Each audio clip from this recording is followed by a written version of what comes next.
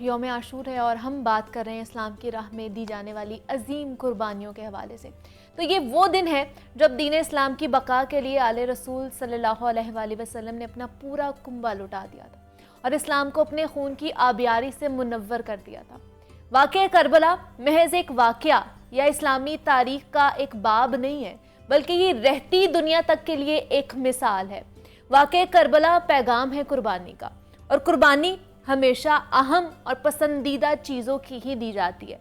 खून भी इंसानी जिस्म का सबसे अहम हिस्सा होता है और उसका अतिया करना भी एक बहुत बड़ी कुर्बानी है, क्योंकि आपका अतिया करदा खून किसी की ज़िंदगी बचा सकता है। और अल्लाह ताला के उस फरमान के मुताबिक कि जिसने एक इंसान की जान बचाई, गोया उसने पूरी इंसानियत की जान बचाई। तो आज हमारे साथ ऐसे ही कुछ मेहमान मौजूद हैं जो दूसरों की ज़िंदगियां बचाने के लिए खून का इंतज़ाम करते हैं, और वक्तन फ़वक्तन ब्लड डोनेशन कैंप्स का इनकाद भी किया जाता है और ऐसे इदारों से वाबस्ता हैं जिनका काम ही ज़रूरतमंदों को खून की फराहमी है। हमारे साथ इस वक्त मौजूद हैं कर्नल रिटायर्ड इफ्तिखार नकवी साहब हैं। इफ्तिखार साहब, आपको वेलकम कहती हूँ जागो। अस्सलाम वालेकुम, क्या हाल चाल है? अल्हम्दुलिल्लाह, thank you so much. Naqvi साहब, सबसे पहले तो आज के दिन की मुनासबत से यौम आशूर है और ये हमें एक पैगाम भी देता है कि हक़ और बातिल में एक फ़र्क बताया, दूसरा कुर्बानी का भी एक पैगाम देता है। तो आज के दिन की मुनासबत से खून डोनेट करना ये भी एक बहुत बड़ी कुर्बानी है जो हम लोग देते हैं। तो क्या कहेंगे आप इसके ऊपर? देखिए Muniba, thank you so much first of all, बहुत शुक्रिया बुलाने का और इसमें मौका देने का, बात करने का। और आज के दिन की अहमियत के हिसाब से यौम आशूर तमाम आलम इस्लाम के लिए बहुत बड़ा पैगाम देता है, कुर्बानी देने का, और साथ ही ईसार की बात करता है, शेयरिंग की बात करता है। हमारे पास जो मरीज़ होते हैं थैलेसेमिया के, हेमोफीलिया के, और भी इस तरह से जिन्हें खून की ज़रूरत पड़ती है, अगर हम उनके साथ अपना खून शेयर नहीं करते तो गोया हम उनको छोड़ देते हैं मरने के लिए, और जो दुरुस्त नहीं है, बेसहारा रह जाते हैं। फिर करबला से सिर्फ मोहसिन इंसानियत के नाम से इमाम हुसैन बहुत ज़्यादा बुलंदी पा गए। मोहसिन इस्लाम एक मकाम है और मोहसिन इंसानियत वो मकाम है जो हमें इससे मज़ीद आगे ले जाता है, किसी मज़हब को सामने रखे बग़ैर। और हज़रत अली अलैहिस्सलाम का एक कौल था जो जनाब मालिक अश्तर को कहते हैं कि तुम्हारे पास दो तरह के भाई हैं, एक वो जो मुसलमान भाई है, एक वो जो इंसान भाई है। तो हमें इंसान भाइयों की, उनके बच्चों की, उनकी नस्लों की हिफाजत करनी है। अब ये तब हो सकता है जब हम खून अपना उनके साथ शेयर कर सकें, और इसमें फ़ायदा करने वाले का ज़्यादा होता है।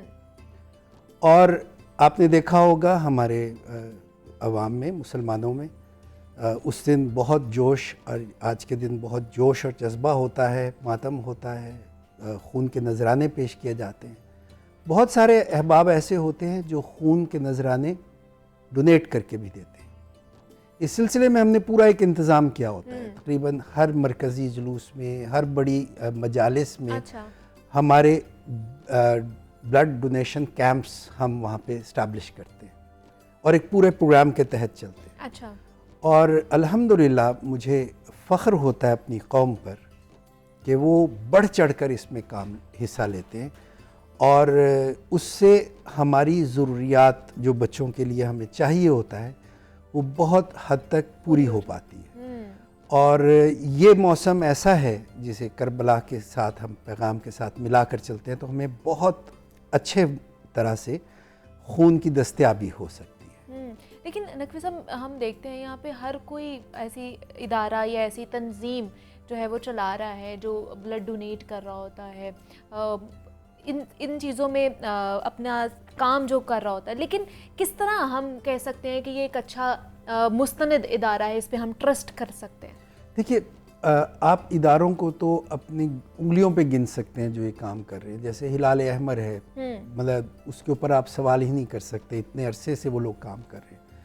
फातमीद फाउंडेशन है, इतने अरसे से काम कर रही है, 1978 से इस फील्ड में काम कर रही है, और लोग बहुत खूब जानते हैं। मुझे याद है जब मैं छोटा था, 70s की बात है, तो रेफल टिकट भी इन्हीं से पहली दफ़ा मैंने देखा था, हिलाल अहमर का था या फातमीद का था। तो ये जो पुराने इदारे हैं जिसे कौम जानती है, उनके लिए तो आंखें बंद करके आप उन पर ट्रस्ट कर सकते हैं। और फिर बेहतरीन अमल ये होता है कि आप उन इदारों में तशरीफ़ ले जाइए, उनमें उनका काम देखिए, और ये खुली किताबें हैं, आपको नज़र आ जाएगा कि कितना बेहतरीन काम कर रहे हैं।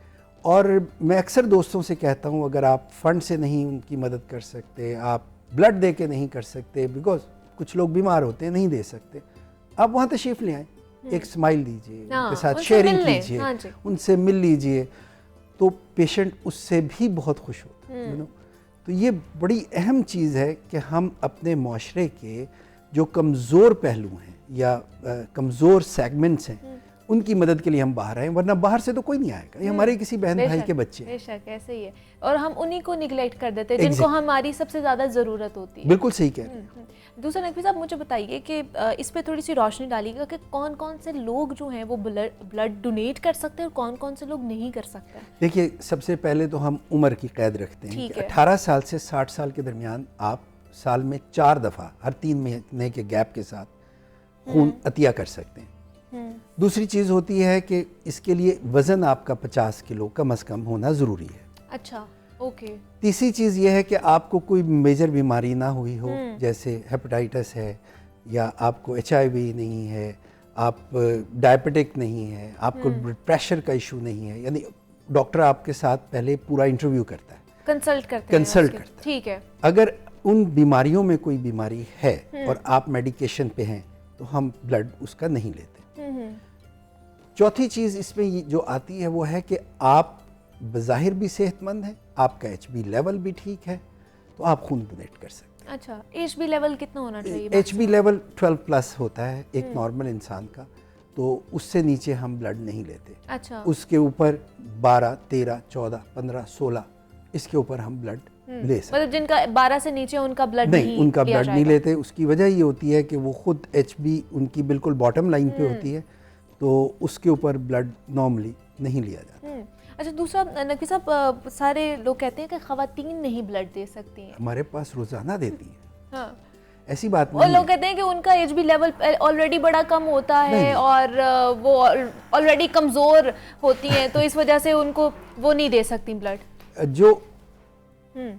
जो ख़वातीन जिनका कहा जाता है, ये एक डाइटिंग की वजह से एक नॉर्मली होता है कि ख़वातीन में थोड़ा सा स्लिम होती हैं, लेकिन हमारे लिहाज से ये है कि जो ख़वातीन हैं जी वो उतनी ही नॉर्मल हैं जितने मर्द हैं, कोई फ़र्क नहीं है। हम सबका ही ब्लड लेते हैं, लेकिन अगर HB लेवल कम हो तो जैसे मैंने पहले अर्ज़ किया, हम उनका ब्लड फिर नहीं लेते। और वो मर्दों में भी मिसालें हैं, सिर्फ ख़वातीन में नहीं है। अलबत्ता वो सुई से खौफ ख़वातीन में, बच्चियों में मैंने ज़्यादा देखा है। अच्छा। तो वो थोड़ा सा घबराती हैं, लेकिन जब पहली दफ़ा सुई लग जाती है तो फिर वो बिल्कुल नॉर्मल बिहेव करती है, फिर कभी कोई मसला मैंने नहीं देखा। और इसके अंदर सिर्फ तकलीफ़ एक सुई लगने की ही है, इससे ज़्यादा तकलीफ़ नहीं होती। अच्छा। कि उसके बाद आप 10 मिनट आराम करते हैं, and when you get up you are perfectly normal, आप बिल्कुल एक आम इंसान की तरह चलते फिरते हैं, कोई फ़र्क नहीं पड़ता आपको। अच्छा, दूसरा नकवी साहब, ये कहा जाता है कि ब्लड देने से पहले कुछ खाना पीना नहीं है।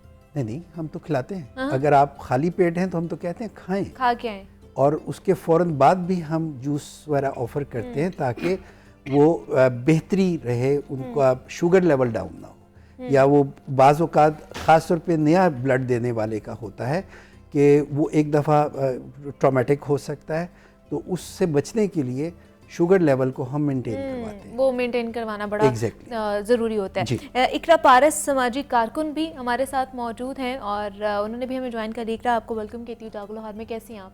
अल्लाह का शुक्र, आप कैसे हैं? मैं भी बिल्कुल ठीक ठाक। इकरा, आप भी हम देखते हैं कि वक्तन फ़वक्तन जो है ब्लड जो कैंप्स है वो लगाती रहती हैं, उनका इनकाद करती रहती हैं, तो कैसे ये सिलसिला शुरू हुआ आपका? सबसे पहले तो उस पर बात करें। सिलसिला काफ़ी साल हो गए हैं, अब तो तकरीबन 13-14 साल हो गए हैं। I was a kid when I was in my school. मैं डिवीज़न पब्लिक स्कूल की स्टूडेंट थी, एंड उस टाइम पे ज़लज़ले और सैलाब पाकिस्तान में बहुत ज़्यादा शिद्दत के आए थे। आई वॉज इन 7th और 8th ग्रेड। और हमारे स्कूल ने बेसिकली इन कैंप्स की स्टार्टिंग की। I was a part of a girl guide अच्छा। कैंप। तो गर्ल गाइड्स के बेसिकली यही सिखाया जाता है कि आपने किस तरह से डिफरेंट मौक़ों पर कोई रिलीफ या इस तरह के काम करने हैं। तो वहाँ पे हमारे स्कूल में बेसिकली ये स्टार्ट हुआ, और हमारी जो डॉक्टर थी in the dispensary, she asked us के अगर आप मेरी थोड़ी सी हेल्प कर दें और हमारे साथ चलें ठीक है। In that area. तो हम कश्मीर का एक एरिया था बाग, शायद आप लोगों को आइडिया, उसके अच्छा। आसपास हम लोग गए थे उस टाइम पे। और उसमें फिर ये था कि हम बहुत छोटे थे, ज़्यादा कोई काम हमें दिया नहीं गया, लेकिन एक छोटी छोटी सी स्लाइड्स होती हैं जिस पे ब्लड का ड्रॉप डाल के हाँ, एंटीजन हाँ, के जरिए बताया जा सकता है कि ब्लड टाइप कौन सी है। ओके। तो ये थोड़ा सा काम वहाँ से मैंने स्टार्ट किया था। तो वहाँ से मुझे ब्लड ग्रुपिंग करनी आई थी उस एज में। तो अब कब कब आप लगाती हैं ब्लड कैंप जो है? कब बेसिकली इस तरह से है कि मेरा ज़्यादातर काम थैलेसीमिया के बच्चों के साथ होता है। ओके। तो उनकी तो ये ज़रूरत हर डॉक्टर साहब को इस हवाले से पता होगा कि वो तो हर मंथ थोड़ी थोड़ी देर बाद उन बच्चों को तो ब्लड की ज़रूरत पड़ती रहती है। तो वो हमें जिस वक्त भी कॉल आ जाती है कहीं से, हम वहाँ पे पहुँच जाते हैं। वहाँ पे हमारे जो डोनर्स होते हैं उनको कॉल अच्छा। करके हम कह देते हैं कि आप प्रोवाइड कर दें। वी हैव लिस्ट, उनमें से जिन्होंने 3 महीने में डोनेट नहीं किया, जिनकी बारी है, वो चले जाते हैं। दूसरी जो अहम चीज़ हम लोग करते हैं वो ये है कि हम लोग यूनिवर्सिटीज़ में जाते हैं। जो यूनिवर्सिटी के बच्चे होते हैं वो बेसिकली एज ग्रुप भी सही होता है, उनके वेट भी सही होते हैं, उनको अवेयरनेस भी होती है। यूनिवर्सिटी बेसिकली जैसे आप जीसी यूनिवर्सिटी ले लें, थोड़े अर्से पहले हमारा वहाँ पे कैंप लगा। अच्छा। तो वाइस चांसलर्स खुद बहुत ज़्यादा इंटरेस्टेड होते हैं इस एक्टिविटी में, वो बहुत ज़्यादा हेल्प करवाते हैं।